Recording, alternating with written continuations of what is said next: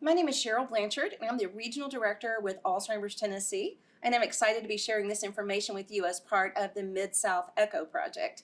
Today we're going to be talking about preventing burnout with realistic expectations.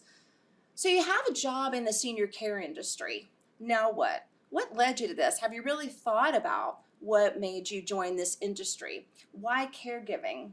Why did you choose that as a goal? And then you chose to work with older adults. So what led to your decision to do that?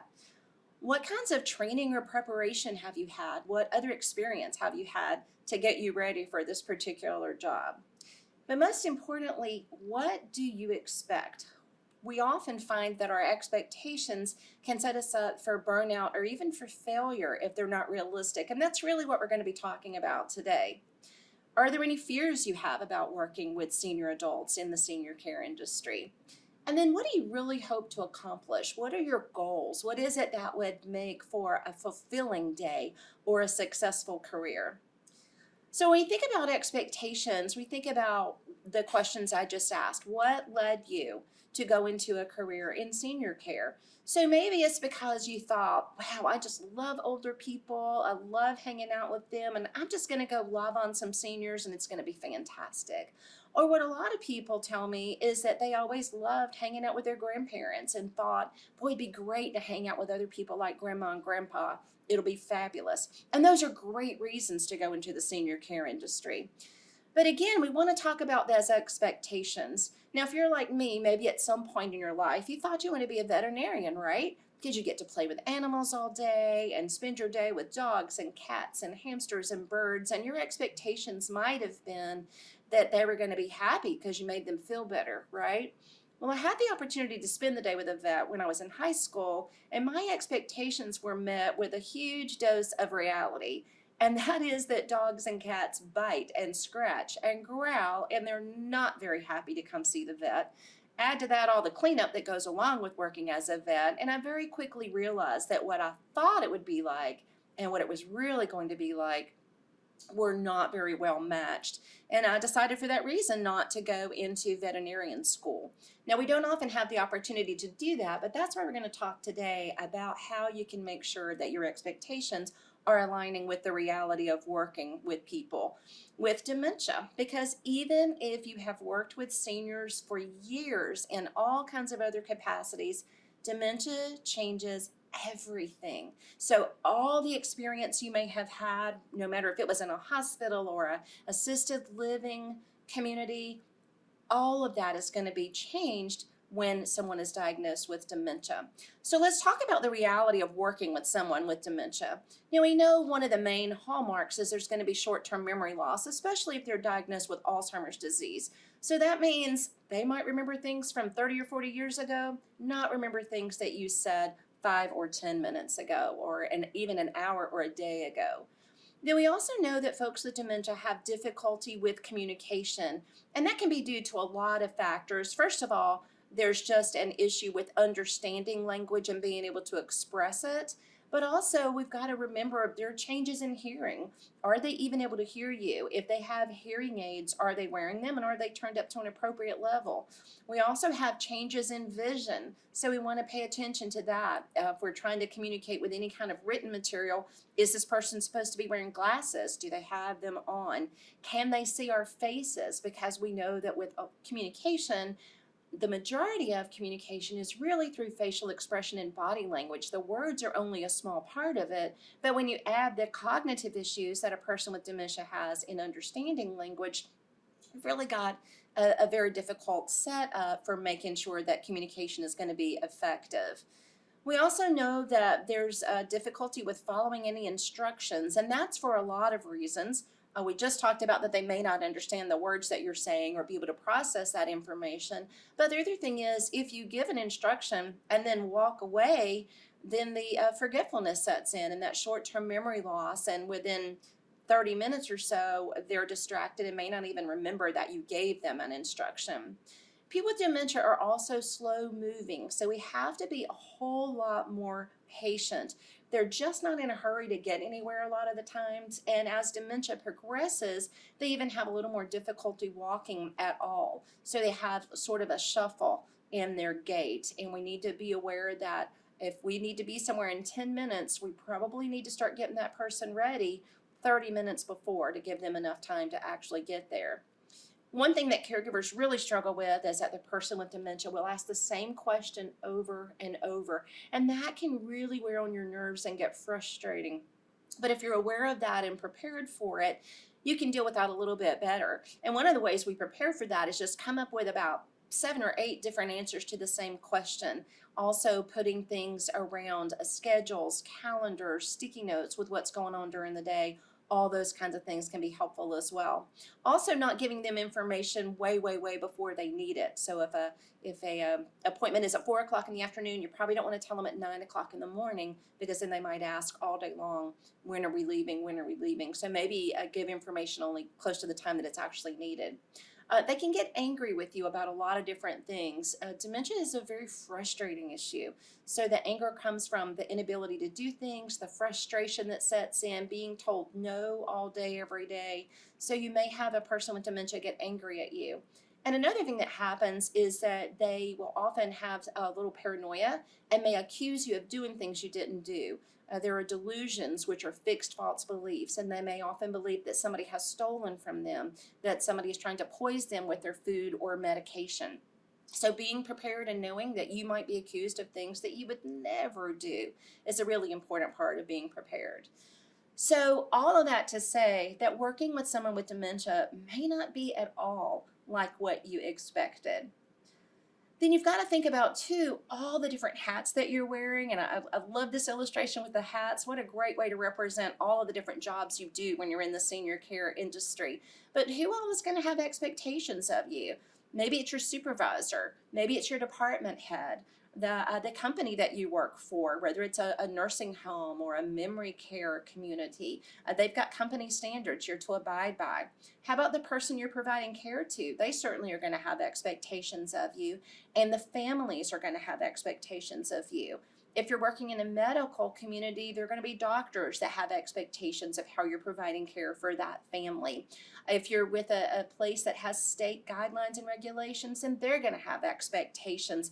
That's a lot of people to try to please in a given day. And then think about who might get upset with you about how you're doing your job. All of the above. So that can really set you up some frustration as well. So be aware of that. The way that your supervisor wants you to do it might be very different than the way the family expects you to do things, which might be different from what the client wants. So oftentimes working with seniors, especially those with dementia, it's all about finding balance. How can I find a way to meet everyone's needs? But ultimately, it's about providing the very best care for your client or patient. Now, with families, a lot of time their frustration comes from they just don't know as much about this disease as we do.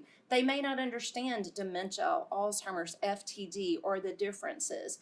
Very often, they're terrified. They're watching this loss of their loved one a little bit every day, and they don't want to admit that. So often, family members and loved ones are in denial. Dad's fine. He's always been forgetful. He's just a little more forgetful than he used to be. Dad's just getting old, and they don't want to face the fact that Dad may actually have dementia.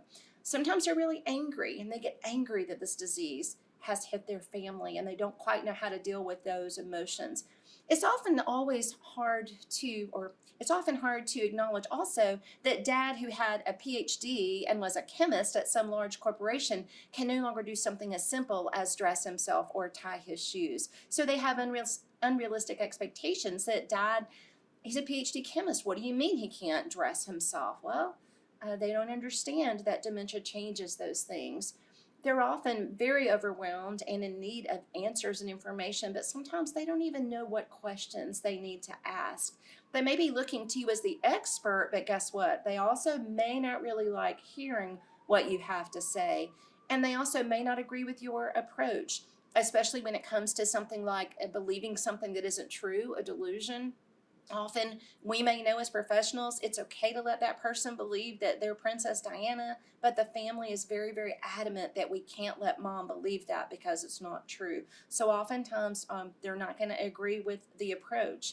So we've got to look at whose expectations are going to determine your actions. And this story is about a woman that lived in a nursing facility, and she had hallucinations.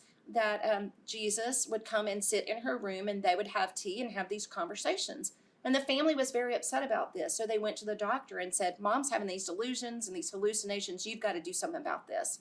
So he evaluated her, and what he found was that these hallucinations gave her great joy, great peace. She was smiling. She would talk about the conversation, how wonderful the visits were, and she really was not suffering any adverse effects from this at all. So it wasn't an issue for the patient. It was an expectation that the family had, that they did not want her having these hallucinations. But the doctor was able to go back and talk to the family about how she was feeling, how she was experiencing this. And his question to the family was, this brings your mother so much joy and so much peace. Why do you want me to medicate this out of her? So sometimes you'll find that the expectations of the family may not match up with what you'd be taught is in the best interest of the patient or the resident. And that's something you have to be prepared to deal with as well. But the ultimate goal is to provide the very best care possible to that patient or resident. And it may not always look like you thought it would, and it may not always look like the family thought it would, and it might sometimes change from day to day. But if you keep in mind that the ultimate goal is to provide the very best care possible and give the very best quality of life to your resident or patient, that's a really good place to go to figure out what the next steps are with that person. So we talked a lot about expectations, and burnout happens when your expectations don't align with the reality. Imagine if I had gone to veterinary school thinking that all those animals were going to love me because I made them feel better, and my first day of work I started getting bit and scratched and barked at and growled at. It would have been a pretty bad situation, right? The other time that burnout happens is when it seems like you can't meet others' expectations. And that's a tough one because, as we just talked about, there are a lot of different people having expectations of you, and they may not all be the same. So pay attention to those two areas in your career. When our expectation doesn't match our reality, we tend to keep doing the same things over and over and over, and we end up making things harder on ourselves. That's Wiley Coyote there. Many of you will know who that is. And he was always trying to catch that roadrunner, but he did the same thing over and over. And he made things harder on himself because usually those traps he set ended up hurting him. And he must have been one hungry coyote because he never did catch the roadrunner. So sometimes we make things harder on ourselves. And then we can't change the reality of the situation. The person that has dementia can't change. So it's really, really important to know we're the ones that have to make the changes. We have to change our expectations, which leads to us changing our approach and the way that we do things. Asking a person with Alzheimer's or another dementia to do something that can no longer do is just going to lead to frustration for them and for you. And often our expectations create more issues than the reality. Families especially, when they finally accept the reality that mom or dad can no longer do this thing they used to be able to do, their stress level goes down somewhat because they're no longer having the frustration and anxiety of expecting them to be able to do it and then the person not being able to do it. And then also others' expectations, the unrealistic ones especially, can create stress. Or when you're being asked by a family to do something that you know is not in the best interest of the patient or not what your community recommends, that can really create some difficulty too. So again, just really being aware of the reality. Now, think about something that we think is simple, like tying our shoes, right? This is something that people with dementia have been doing for 50, 60 years. So it seems like a simple request, but I want to share with you what some of the challenges are about something that seems so simple. First of all, there's aphasia. Aphasia makes it difficult to understand and process language. So you say, go put your shoes on, and they may not even understand the words that you're saying. Then with amnesia, that's the short-term memory loss and the forgetfulness. So you may say, get your shoes on, we have to go to the doctor, walk out of the room, come back 20 minutes later, and their shoes aren't on and they're doing something else. Well, that's because they've already forgotten what it was you told them to do.